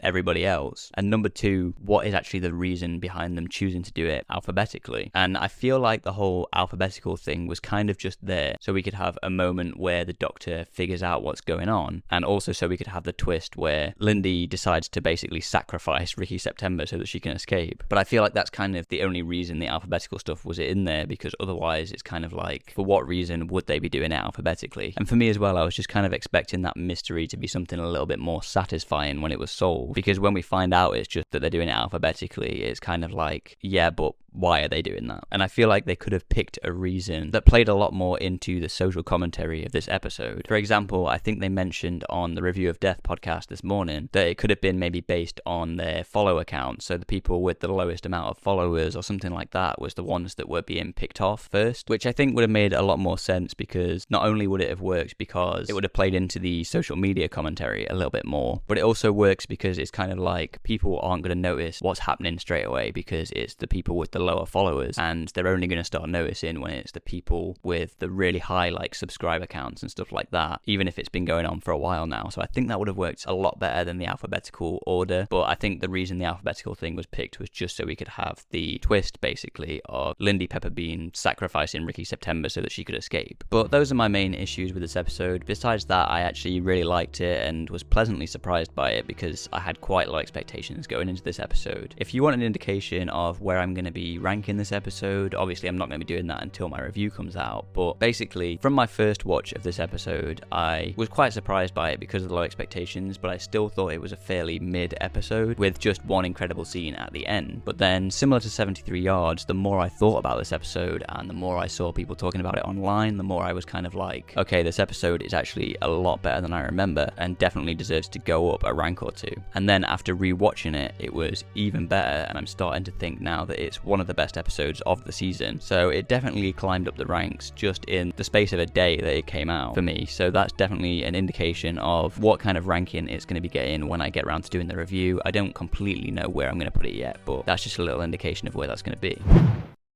Dot and Bubble was the episode of Doctor Who Season 1 that I was the least excited for, but was it actually good? Okay, so like I just mentioned, this episode was probably the episode of Doctor Who Season 1 that I was the least excited for. I expected it to be a very cringy boomer take on social media and being obsessed with smartphones, and I honestly expected it to be the low point of this season. But luckily enough, although there is definitely some of that in this episode, that's not all this episode was about, and I was actually pleasantly surprised by this episode. So Dot and Bubble sees the residents of Fine Time, children of the rich elite, living inside their social media bubble as they are slowly being eaten by slug creatures known as man-traps, with the Doctor and Ruby trying to save them through their screens. But was this episode actually any good? Okay, so at the start of this episode, we're introduced to our main character and audience POV, Lindy Pepperbean. I think Lindy Pepperbean was portrayed brilliantly by Callie Cook. I know some people have an issue with how unlikable she is, especially considering she's the main character of the episode. And while I do understand that, I think that Callie Cook and also the writing of this episode did a great job at making us think that as annoying as this character is, she could still be redeemed by the end of the episode. Although we obviously now know that didn't end up happening, which I think is a great twist that I'll get to later on in this review. As well, the Doctor and Ruby don't appear a whole lot throughout this episode, which I know some people have been slightly annoyed at because we just had a Doctor Light episode the week before. But for me, their presence is definitely felt a lot more in this episode, and I would agree with some of the early reviews of this episode saying that it's more of a Doctor Light-ish story than a Doctor Light episode. If this episode was completely Doctor Light like the week before, I could see them being back to back as being a lot more of an issue than this episode actually is. Because like I said, I think their presence is felt a lot more throughout this episode. So the social commentary in this episode is probably my favourite part about this episode, and definitely the thing that surprised me the most about this episode, because like I mentioned, I initially thought the social commentary in this episode was just going to be about social media and being obsessed with being on your phone, not looking what you're doing, and just kind of scrolling through social media wherever you are, which I was really worried about, especially with it being written by Russell T Davies, who's in his 60s now. So I was worried that this social media commentary was going to be quite bad, and while this social media commentary is in there, and there's definitely a lot of those negatives in there that I was worried about, I personally think the social media commentary is actually only the smallest part of the social commentary in this episode, and I think a lot of people have misinterpreted the rest of this episode as just being that social media commentary, when in actuality I think the main point of this episode and the main social commentary is around social divisions, particularly with classism and elitism, with some people even misconstruing the ending of this episode as also being about classism and elitism. And while that definitely does play a part in the final scene of this episode, to me and a lot of other people it was very clear that that final scene is meant to be mostly about racism, but obviously still with hints of classism and elitism in there. But I'll get more onto the final scene later on. Now, this middle act of the episode is where one of my main issues with this episode arises, and that's the pacing issues, because this part of the episode is where the pacing really starts to meander a little bit for me, because the middle of the episode sees the characters mostly just sat in one place talking to each other over their screens. For example, I think the scene where Lindy Pepperbean is at work, along with the scene where she is hiding from the slugs and talking to the Doctor, both go on for a little bit too long, which leads to the pacing really meandering a lot in the middle. But I can understand this because obviously a lot of the episode does kind of need to consist of people talking through screens. It's just kind of unfortunate that they are kind of sat in one place for a long time.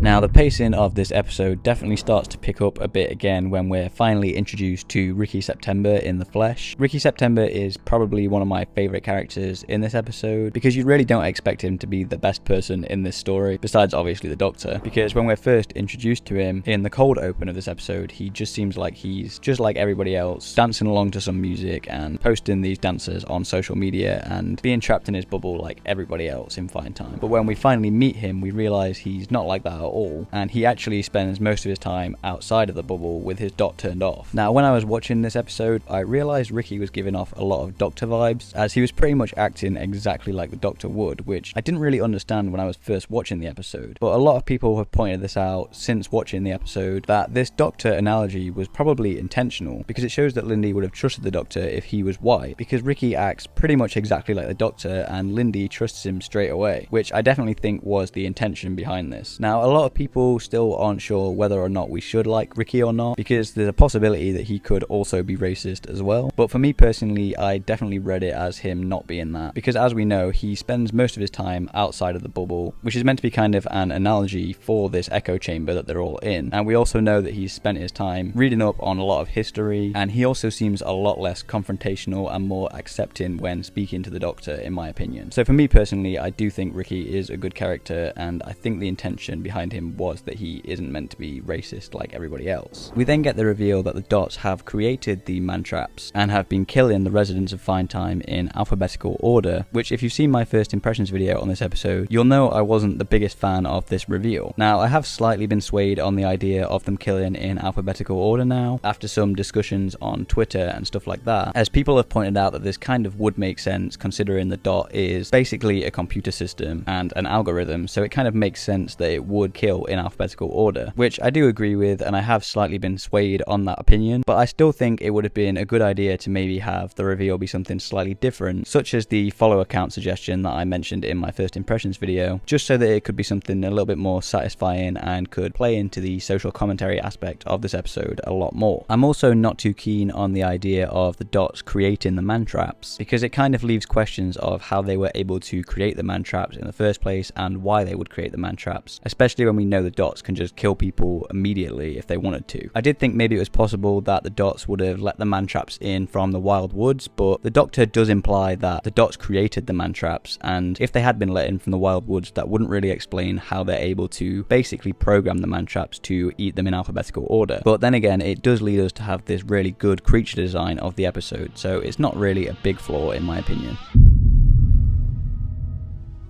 Now, we then also get the moment where Lindy basically throws Ricky under the bus by revealing that his surname actually begins with a C and that he changed it to September later on, leading to the Dots killing Ricky instead of killing Lindy, which I think is probably one of the main reasons why they chose to do the killing in alphabetical order thing, instead of having it be some other reveal that would be more satisfying to the social commentary of the episode. And this is obviously a great opportunity to show Lindy's true colours ahead of the final scene. And that leads us into the final scene, where we obviously learn that the residents of Fine Time don't accept the Doctor's help because they're all racist and they don't want to go with him because he's black, which I was surprised to find out that some people didn't actually get that that's what this scene was about. But like I said, this scene does obviously still have elements of classism and elitism in there, so I guess people who didn't see that weren't completely wrong. But for me personally, I think the racism in this scene was fairly obvious, especially with a lot of the lines about voodoo and contamination in there. And when you really think about it, and especially if you rewatch this episode, the hints about their racism become a lot more clear throughout, which I think is why this episode benefits so much with rewatchability. I think Ncuti's performance in this moment is absolutely incredible, especially considering it's the first thing he filmed for season 1, and it's definitely a defining 15th Doctor moment. It's probably the defining 15th Doctor moment of this season for me so far. I think my only criticism, and this isn't necessarily for this episode in particular, but for the season as a whole, is that he's cried in pretty much every episode he's been in so far, and while I definitely think it was incredibly warranted in this episode, I think it would have been a lot more impactful if he hadn't cried in pretty much every episode so far. I think for me personally, the episodes where it makes the most sense were definitely the Church on Ruby Road, Boom, and of course this episode, but I think if he hadn't cried in the other episodes as well as that, this would have been a lot more impactful of a moment. But like I said, that's not really a criticism of this episode in particular. I just think this moment would have been a lot more impactful if he hadn't cried so much in previous episodes. This isn't me saying that I don't think this Doctor should be more emotional, I just don't think it was as necessary in episodes like Space Babies or The Devil's Chord, and if he hadn't cried in those episodes, it would have made this moment a lot more impactful for me. But like I said, this moment was still incredibly impactful for me and is definitely the 15th Doctor's most defining moment so far. In conclusion, Dot and Bubble is an episode that really surprised me. I expected it to be a boring and annoying commentary on social media and one of the weaker episodes of the season. However, although there is definitely some of that social media commentary in there, it's not the main focus of the social commentary in this episode. And I really liked the social commentary on class divisions such as class, elitism, and of course racism. And that final scene solidifies this episode as one of the best of the season for me, and a defining moment for the 15th Doctor. I wasn't expecting this episode to be ranked very highly, but after watching watching it, like I mentioned, I was pleasantly surprised by it. After my first viewing, I was mostly thinking this episode was a fairly mid episode with a great ending. However, after seeing some discussions of it on Twitter, similar to 73 Yards, I started to like it a lot more. And also similar to 73 Yards, I enjoyed this episode even more on rewatch and definitely think it benefits with watching it again. For that reason, this episode has become one of my favourite episodes of this season so far, which really surprised me. Because of that, I'm going to put Dot and Bubble in A tier, and I'm going to move the Devil's Chord down to a B tier. This means I might also consider moving Space Babies down a tier as well, but I'll wait to see the rest of the episodes before I make that judgment. Okay, so the next episode we're getting is Rogue, which I'm not too excited for from the Next Time trailer and clips that we've been given so far. But with that being said, I'm excited to see some brand new writers, which we haven't had in a while, with the only other writer this season, besides RTD, so far being the return of Stephen Moffat. It also looks like a return to the status quo, which has been missing in this season since Space Babies, likely due to the shorter episode count. Doctor Who recently aired its Bridgerton episode, Rogue, but was it any good?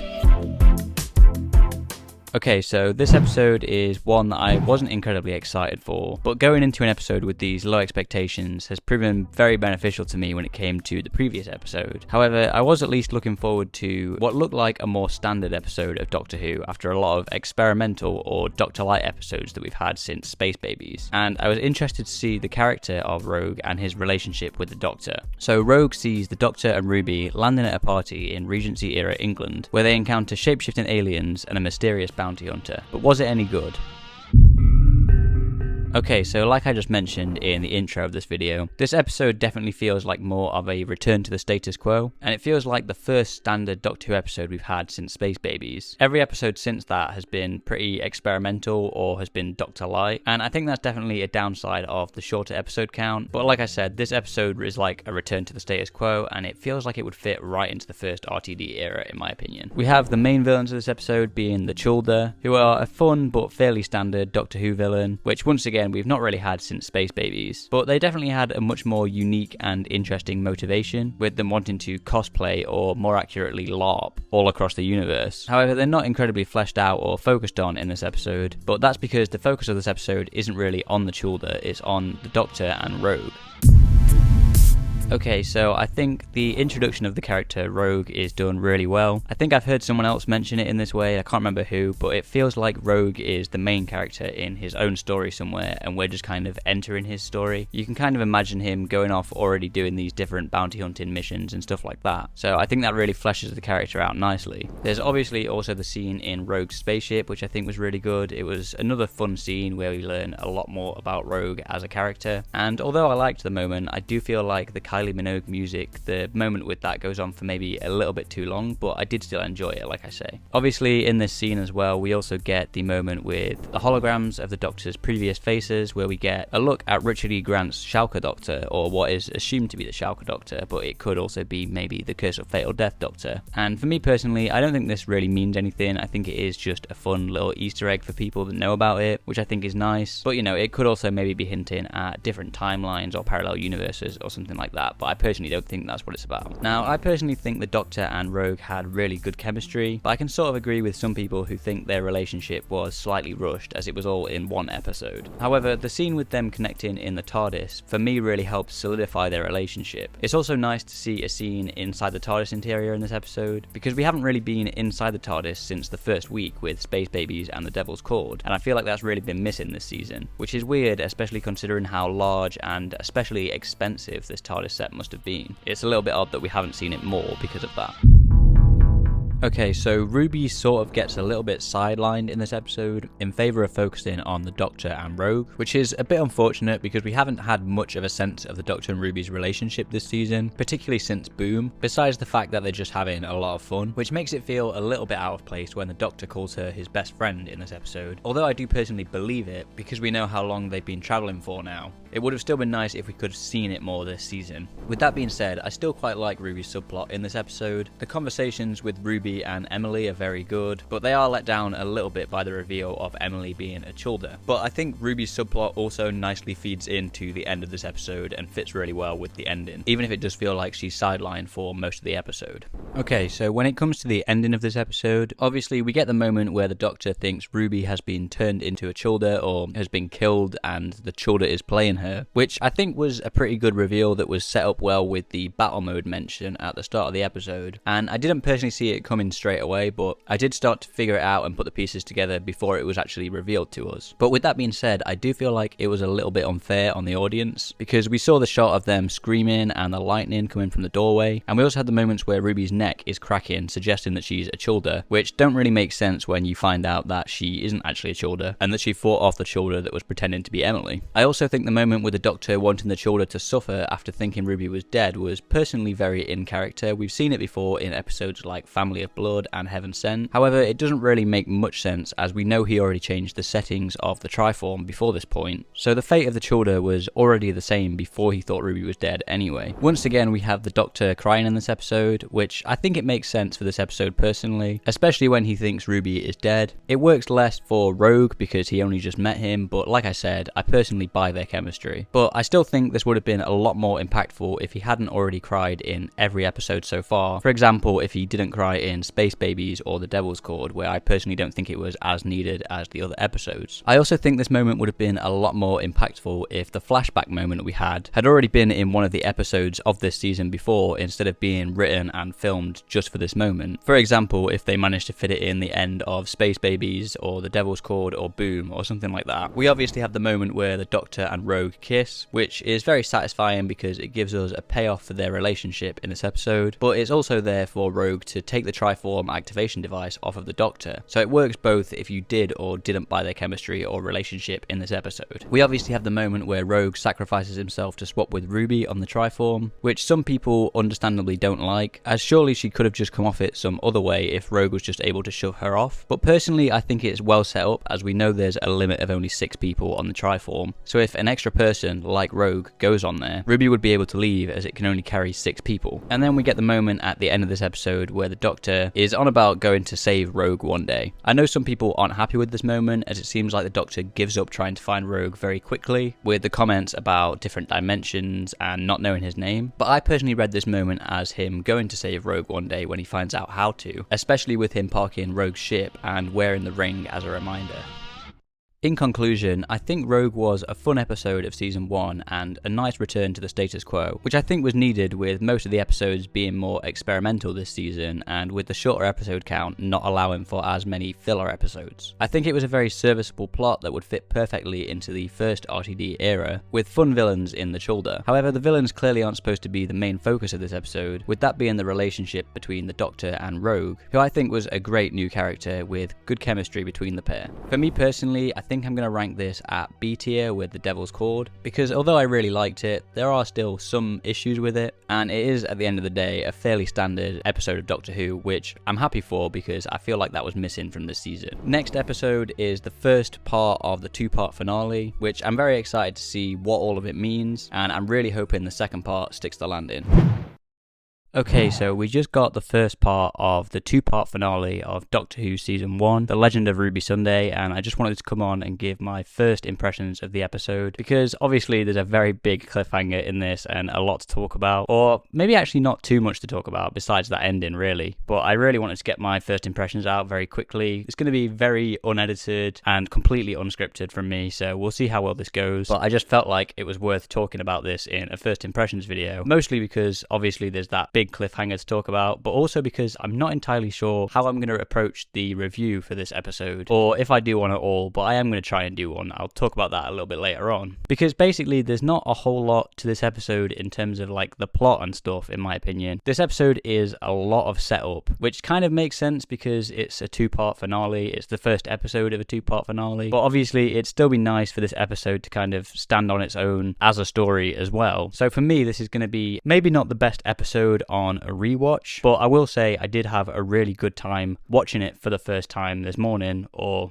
at least this morning when I'm recording this video right now. This might be coming out on Sunday. And I especially had a great time when it was the last sort of couple of minutes of this episode when we got the big reveal, which is obviously that Sutek is the main villain of this episode. But yeah, besides that final moment, that final cliffhanger reveal of the episode, the rest of the episode is just a lot of setup, which I feel is not going to be that interesting on a rewatch. But with that being said, I haven't rewatched the episode yet, so maybe that will change. I think RTD was definitely right when he said people should record their reaction reactions to the end of this episode, because if I recorded mine, it would have been pretty insane. I was going a little bit crazy, because honestly, although people were speculating that Sutekh was going to be the main villain of this story, and although I did think it was at least possible, I was kind of 50-50 on the idea, and the closer it was getting to this episode airing, the less likely I thought it would be that it would actually be Sutekh, and I was expecting it to just be like a new villain or something like that. There was also even a point in this episode where I thought they were going to bring back the Beast from Series 2, because Carla mentions the Beast at some point, and I guess I'm not too far off because Gabriel Wolf did come back to voice Sutekh in this episode, and I assume the next episode, and he also voiced the Beast in Series 2, so it's possible we might get some sort of connection there or something mentioned in the next episode that links these characters together, because I assume they both come from the same sort of pantheon of gods, and it's also possible it's the same character with it being the same voice actor, but who knows. But yeah, I think that reveal was done really well, and like I said, even though people were speculating this for a while now, I did not expect them to actually do it, so I was still incredibly shocked and I guess surprised when that moment happened, which I didn't expect to be, because number one, I didn't expect it to actually be Sutekh, and well, that's kind of it really. I just didn't expect it to actually be the case, so it was still surprising even with all the speculation around Sutekh before the episode aired. I think the red herrings of this episode are done really well, because obviously people had already been putting together the different anagrams of S-Triad, Susan Triad, all that stuff, speculating that it could have something to do with Susan and the TARDIS, and I like the fact that they just get that out of the way at the start of the episode, because it really shows that Russell is like, yeah, we expected you to figure this out, and so the characters in the episode figure it out immediately as well, and it sort of acts as this red herring with the Doctor thinking that it could be Susan throughout the whole episode and could have something to do with her, which obviously doesn't end up being the case. It ends up being Sutekh. I do feel like it is still a bit weird kind of leading us on to think that it was going to be Susan when it wasn't, but at the same time it does work as a red herring and adds to the shock of the final reveal of the episode. But with that being said, I do feel like it's still possible we might get something to do with Susan at the end of the next episode, or at some point in the next episode. It's possible it could have something to do with Ruby, although what I personally think is more likely is with the Doctor having these conversations with Kate about meeting Susan again and seeing Susan again, I feel like that could maybe inspire the Doctor to go and meet Susan Foreman at the end of the next episode, still played by Carol Ann Ford or something like that. But at the same time, it's still entirely possible it could be to do with Ruby, Ruby's mum, Ruby's family, or even like Mrs. Flood, although Mrs. Flood seems like an evil character, so I don't really see that being the case. But I think we might see Carol Ann Ford next episode, with the Doctor going to maybe see her at the end. But yeah, like I said, besides that big reveal at the end, the episode itself is probably going to suffer on rewatch because it's a lot of setup and I don't think there's really that much there. But that's not to say I didn't enjoy it. I still had a very fun time during all that part of the episode, during the whole episode. It just really comes down to what next week is going to have in stock for us, and if it doesn't stick the landing next week, it could definitely hinder this episode in my eyes, which is part of the reason why I'm not sure how I'm going to approach the review for this episode, because I almost feel like I need to see next week's episode before I can kind of discuss it properly. But I'm going to see what I can do. I'll try and still record a review for this episode, but I'm just letting you know now that this might be it until we get both episodes, because I don't know how I'm going to get on with that review.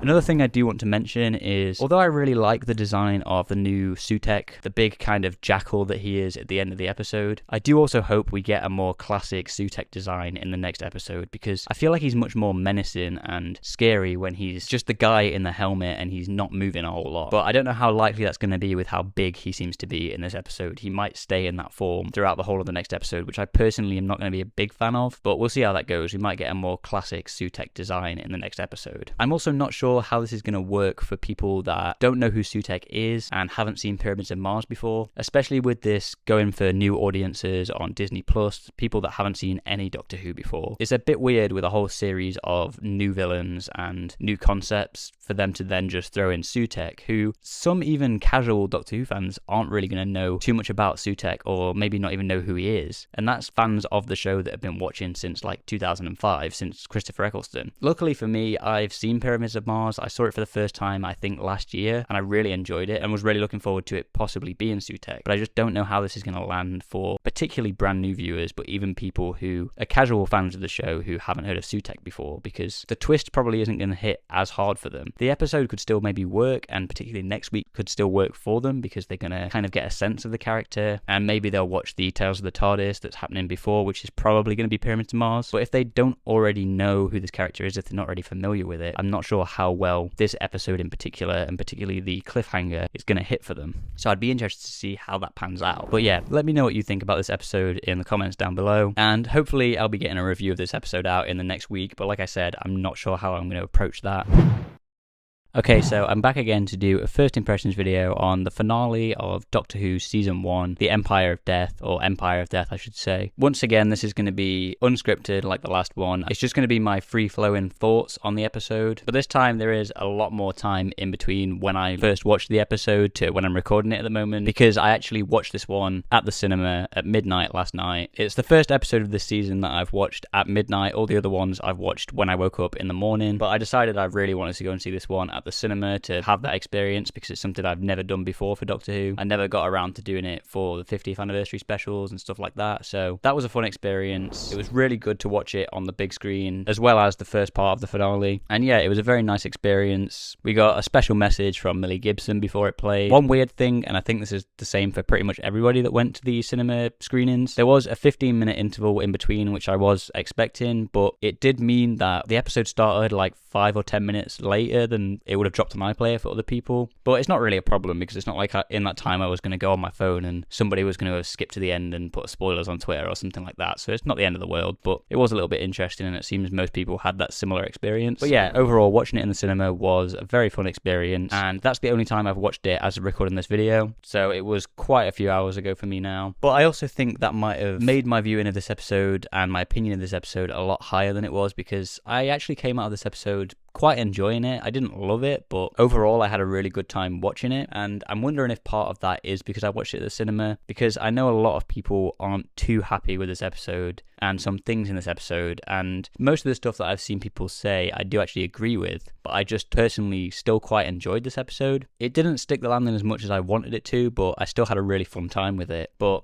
I'm going to be rewatching it at some point. By the time this video's gone out, I will have already rewatched the episode, so we'll see how my opinion of that changes when I get to the full in-depth review for this episode. But overall, I really enjoyed it. It wasn't the best thing ever, but I had a fun time. So to begin with, before going into this episode, I was anticipating and expecting there to unfortunately be some sort of reset button because of how high the stakes were and because of Russell T Davies' finales in the past. It was something that I was definitely anticipating, and my fears of that kind of grew even more when in the first 5 or so minutes of the episode, pretty much everybody we care about besides the Doctor, Ruby and Mel all get wiped out by Sutekh. There was a slight second where when Kate got wiped out by the dust, I was thinking, okay, she's going to come back at the end of the episode, but in the back of my mind I was kind of like, okay, is this it for Kate Stewart actually? Because the speech she gave and the moment itself was actually really good, so I was sort of thinking, oh, maybe this actually could be it for Kate, but also still thought there's probably going to be reset at the end. And then as soon as, you know, Carla and Cherry and Mrs. Flood all got wiped out as well, I was kind of like, oh, okay, we are definitely going to get a reset button at the end of this episode, which I was already anticipating before the episode began, to be honest, and it is a little bit unfortunate, but I'll get more onto that when I get to the end of the episode. As for Sutekh in this episode, he wasn't in it a whole lot, which is a little bit disappointing, because after the reveal at the end of the first part, I was excited to see Sutekh. Like I said in my first impressions last week, I was hoping that we'd get a classic Sutekh design, but after seeing the Tales of the TARDIS episode with Pyramids of Mars, I realised that probably wasn't a possibility. It probably wasn't going to happen, because they basically said that Sutekh had evolved, which they also restated in this episode. So it's a bit disappointing we didn't get to see that, but at the same time, after watching this episode, I actually don't really mind, because I kind of liked the way he was in this episode, especially the fact that he was just leaning on the TARDIS like it was nothing, and he was just, there was moments where he like span it around and stuff like that. I thought that was really interesting, but it still would have maybe been nice to see a classic Sutekh design in this episode, at least just for like a brief moment. But yeah, he's also just really not in this episode a whole lot. He's there at the start. I love the moment at the start in Unit before everything kind of goes to shit. Then we kind of see him intermittently throughout, and then obviously at the end. But the middle of the episode, I'm not too sure how I feel about it, because I don't mind that we kind of get a space to breathe for a little bit, a little chance to breathe when they're in the memory TARDIS and stuff like that, but it does start to get a bit boring for a high stakes finale, and I just wish there was more of a sense of getting to see the devastation of what Sutekh has caused and the kind of desolate planets and stuff like that. But we don't really get much of that. We just kind of get one moment where they're in some tent where we don't really get to see the outside world and what it looks like and the desolation surrounding them. And we get the moment in like the city hall or whatever where Roger Ap Gwilliam was working to try and get the DNA test and stuff like that. So I do kind of wish we got to see more of that instead of them just sitting in the memory TARDIS for a lot of it. So I think the best parts of this episode are the start of the episode and the end of the episode, although there is still some issues with the end of the episode, which I will get to. So getting on to the way they basically defeated Sutekh, I don't mind parts of it. I know a lot of people aren't happy with the fact that the Doctor and Ruby basically just get Sutekh on a lead and just drag him through the time vortex. I don't mind it too much because it's kind of set up with the intelligent gloves and the intelligent rope, which we've kind of already got set up all the way back in Church on Ruby Road. And it also leads to some really good visuals that I actually really liked where they're dragging Sutekh through the time vortex. And I love the shots where he's kind of like clawing at the time vortex and it's kind of revealing where they are behind it and stuff like that. I thought that was some really good visual effects shots there. And I also like seeing the visual effects shots of Ncuti at the TARDIS doors shouting at Sutekh as it's traveling through the time vortex. I think that looked really good, but I can definitely see why that defeat of Sutekh is a little bit disappointing for some people, especially like I said at the start of this video, the whole reset button where the Doctor basically just brings everybody back to life, which like I said, I was expecting after everybody got wiped out at the start. It is a little bit of a cop-out. It does kind of make some sense because if you bring death to death, I guess that kind of makes life in a way, which is kind of the explanation they give, but it does feel a little bit unsatisfying and a bit of a cop-out. But like I said, I really liked the visuals of that moment, so it definitely helps it a little bit, and it's a nice action-packed moment for what should have been a really big blockbuster finale episode. So yeah, like I said, I quite enjoyed that moment, but I can see why some people don't like that resolution, and for me personally, the reset button I'm not a big fan of, even though I knew it was coming and I was kind of anticipating it a little bit. As for the reveal with Ruby and who her parents were, I was really worried that Ruby was going to be revealed to be somebody really special and some kind of godlike entity and stuff like that. So I personally like the reveal and was hoping for the reveal where Ruby was going to basically be a nobody, because to me it reminded me of Star Wars The Last Jedi and The Rise of Skywalker, which I really liked the reveal of Rey in The Last Jedi being revealed to be a nobody. I think it worked really well for that film, and I think it was a really great reveal for the franchise, and it was really disappointing when in Rise of Skywalker they revealed that she was a Palpatine. And so I'm glad they basically did the good version of that and stuck to it in Doctor Who, unless they obviously reverse it in the future, but I doubt it, because Russell actually said in the commentary for this episode that he was actually inspired by that because he didn't like that they went back on that decision in the next film. So I'm assuming he's not going to go back on that decision, and I'm glad that he revealed it that way and revealed it to be that. Although I liked that reveal personally, it does bring up more questions which don't really get answered in the episode, because there's obviously the whole theme of when Ruby's remembering those memories, it kind of starts snowing around her wherever she is, and now that it's been revealed that it's an ordinary person that's her mum, that starts to make a bit less sense, and I don't think that's going to be explained in the future. I feel like it's maybe meant to be explained by some of the supernatural elements that are in the story or something like that, or that have been present in this season, but we don't really get an explanation for that, and it does make a lot less sense after the reveal. And then there's also the whole reveal as well where she wasn't actually pointing at the Doctor, she was pointing at the lamppost, which is actually the signpost of Ruby Road, and it's actually her naming Ruby, which it is a nice moment and a nice reveal, but it doesn't really make a whole lot of sense, because it's kind of like, why would she be pointing at that when nobody's around to see it, nobody's going to know? I don't know if it's maybe meant to be implied that it was for the CCTV and she knew there was CCTV or something like that, but even then, in the CCTV, you're not really going to be able to spot that, so it doesn't make a whole lot of sense. And also the stuff with the Doctor and Ruby's memory of that moment changing, that kind of doesn't make sense either, because she didn't initially point, so it does kind of bring up a lot of questions like that with this reveal. But like I said, ultimately I am a big fan of the reveal of Ruby's mum not being somebody special, and I also really liked the final moments with the Doctor and Ruby and her biological mother. I think that's really the heart of the episode and a really nice way to finish off the episode. My only thing is, I did speculate from the last episode that I thought the Doctor was going to go and see Susan and be inspired by the conversation he had with Kate to go and see Susan at the end of this episode, and I almost thought we were going to get that when he mentioned Susan to Ruby, or Ruby mentioned Susan to him, I suppose, when they were in the TARDIS at the end there, and I thought we were about to get that for a moment, and we didn't, which is a little bit disappointing. But the Doctor did still, mention her and say he's inspired by Ruby now to maybe go go and find her one day. So maybe they're setting that up to happen in the future, but I just think after setting up all the red herrings with Susan Triad being Susan, it would have been nice to actually go and see her at the end of the episode, even if it wasn't connected to the whole Sutek thing. It would have been nice for the Doctor to have actually been inspired to go and see her at the end of this episode, which he kind of almost is, but it's kind of implied that he's going to do it at a later date. So that's one of my only other issues really with this episode. I'm a lot more positive on this episode than a lot of other people have been, but what me and my friend have said since watching it, the friend that I went to go and watch it with at the cinema, is it's one of those episodes where you really enjoy it in the moment, at least for me and him, but it's one of those where the more you think about it, the kind of lower your opinion of it gets, because you kind of start thinking about all these things that don't really make sense with some of the reveals, and maybe, you know, you're finding some plot holes and stuff when you start to think about it. And so I'm worried that that is going to impact my rewatch of this episode, and when I rewatch it later on, or by the time you're watching this, I will have already rewatched it, and I'm worried that I'm not going to enjoy it as much during that. But overall, I think I've been a bit more positive on this episode than most people, but I certainly understand most of the critiques that other people have had for this episode, and I agree with them. It's just that I personally still had a pretty good time watching it, which, like I said, may have been the cinema experience, and it may not be the same when I rewatch it, but we'll see how it is. And if you want to know my updated thoughts after the rewatch, I will be doing a full in-depth review of this episode alongside The Legend of Ruby Sunday, because I didn't get around to doing a full in-depth review for that. So I'm going to do one video covering both parts of the finale, probably within the next week or so. Doctor Who Season 1 is over, but is The Legend of Ruby Sunday and Empire of Death Russell T Davies' worst finale?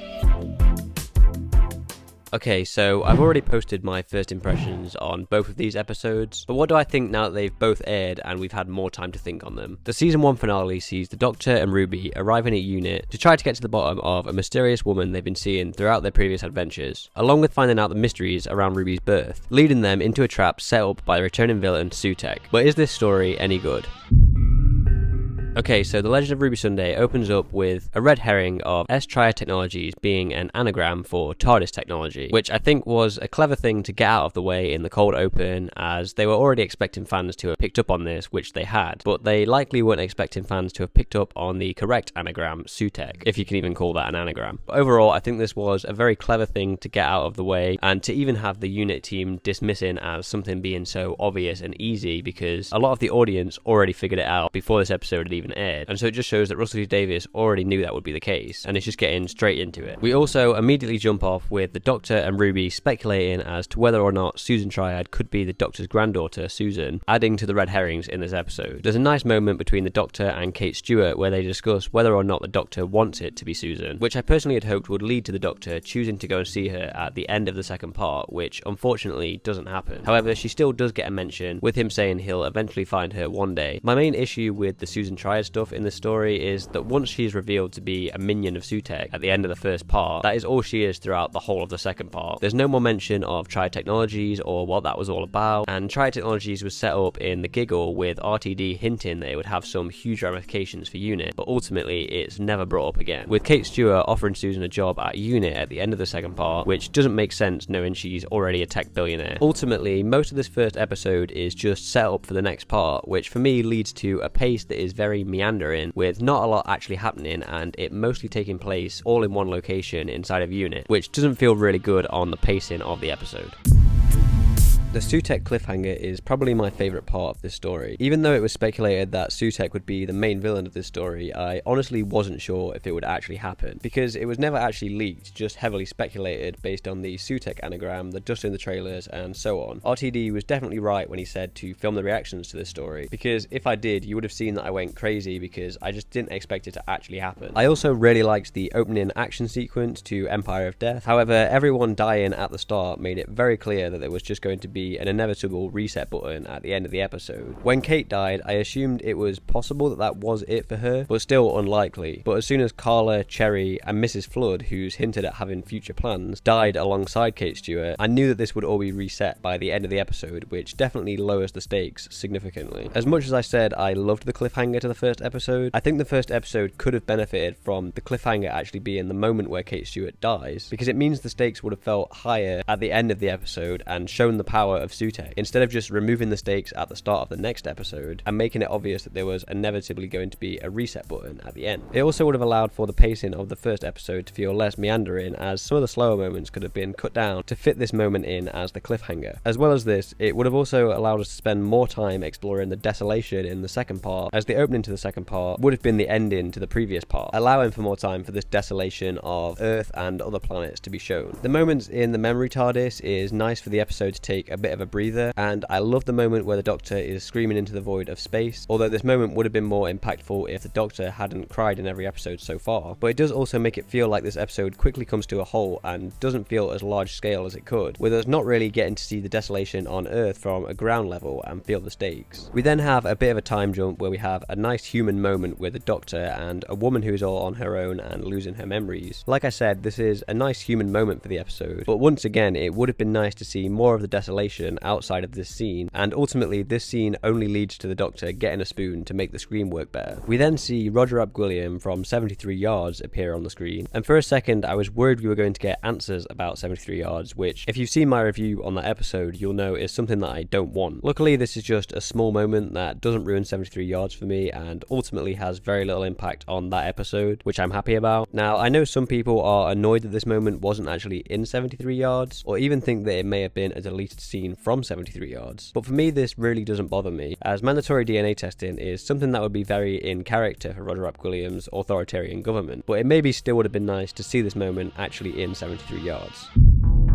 After the reveal of Sutek in the first part, I was really hoping we would see a more classic Sutek design in the second part. Unfortunately, we didn't get that, but I do think he looks a lot better in Empire of Death than he did at the end of Legend of Ruby Sunday. I particularly like the moment where he's leaning over the TARDIS like it's nothing and even spins it around at one point. With all that being said, Sutek is unfortunately barely in the second part and his presence isn't really felt, but when he is there, he is incredibly voiced by the returning Gabriel Wolf, who absolutely still has it at the age of 91. Now, Sutek's defeat is definitely one of the most disappointing moments in this episode for most people. I personally don't mind as much him being dragged by a big dog lead and flown through the time vortex. It's something that I think is a nice play on him being portrayed as basically a big dog, and is well set up with the reintroduction of the intelligent gloves and the introduction of the intelligent rope earlier on in the episode. And it also leads to some nice visuals as they're flying him through the time vortex, with the Doctor shouting to him through the TARDIS doors. However, it's definitely odd that they decided to defeat a villain who has been set up to be so powerful in this way, especially when we know that sending Sutek into the time vortex is how the Fourth Doctor originally thought he had defeated him in the first place, which ultimately ended up not being the case. I also think the explanation for how everybody is brought back to life is very half-baked and not well explained, leading to it ultimately just feeling like a big reset button that magically brings everybody back to life. I think Ruby's mother being revealed to be an ordinary person was definitely the right way to go, and was what I was hoping for. It's a good response to the terrible decision Star Wars made with The Rise of Skywalker by reversing the decision of Rey being a nobody and instead making her a Palpatine. But this does ultimately lead to some questions about things that were set up previously in the season relating to Ruby, such as it snowing around her whenever she thought about the night that she was abandoned, and why her mother was dressed in a cult-like robe when abandoning her at the church on Ruby Road. The moment where she points at the street sign is also very laughable, especially when it was established as being a changed memory earlier on in the season, and the sign not even being visible in the scene in the church on Ruby Road. Ruby's exit is one of my favourite scenes in this episode, and gives a perfect excuse as to why she needs to leave the show, at least for the time being, because as much as she wants to continue travelling with the Doctor, she has more important things going on at home. However, this moment is let down by two things for me personally. Number one, we really haven't had enough episodes or screen time with these two to really establish their relationship and chemistry, with this season only being 8 episodes long and them not always being together in a lot of the episodes. And number two, the Doctor crying, although warranted in this particular scene, is made less impactful due to the fact that he's cried in every episode up until this point, excluding 73 Yards, which he was barely in. And as mentioned earlier, I also think it would have been nice if the Doctor went to see his granddaughter Susan after this moment, as it would have made all the Susan teasing in the previous episode feel a lot less like just a red herring, and more like something that was linked to the themes and arcs of this season, and would have felt like a lot more of a satisfactory payoff to her mentions in both The Devil's Chord and the previous episode. Overall, although I seem to have enjoyed this finale more than most people, it still isn't perfect and is definitely RTD's worst finale yet. Despite the incredible cliffhanger, the first part is mostly set up with a meandering pace, with the second part, although being a fun ride, ends with an unsatisfactory conclusion with the defeat of Sutek and the reveal of Ruby's lineage that in some ways leaves more questions than answers. If I were to rank these episodes, I'd probably put The Legend of Ruby Sunday at B tier, with The Empire of Death at C or D tier. But let me know what you think about this finale in the comments down below, and let me know what you think about this season as a whole. With that being said, I'd just like to give a shout out to my patron, the Beast Boss. If you want to join the Patreon, I'll have it linked in the description down below, and if you want to see all of my season 1 reviews so far, I'll make sure to have the playlist for those on screen now.